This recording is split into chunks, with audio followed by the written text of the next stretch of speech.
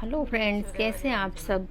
आज है छुट्टी का दिन और हम सुबह सुबह रेडी होके निकल पड़ते बाहर। रास्ते में थोड़ी हल्की सी पेट पूजा करके हम पहुंच जाते हैं ऊंझा उमिया धाम। ऊंझा के बारे में मुझे कुछ बताने की ज़रूरत ही नहीं, वो खुद ही इतना फेमस है। तो आप माता जी के दर्शन कीजिए और वीडियो को एंजॉय कीजिए।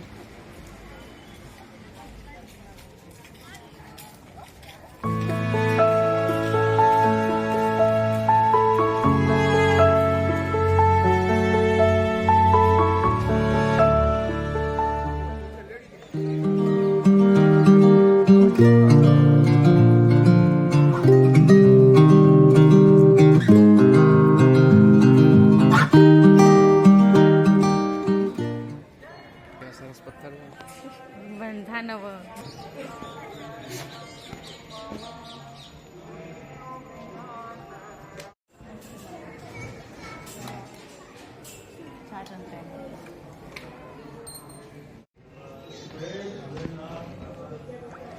वीडियो अच्छा लगे तो लाइक कीजिए, चैनल को सब्सक्राइब कीजिए। जय माता जी, बाय।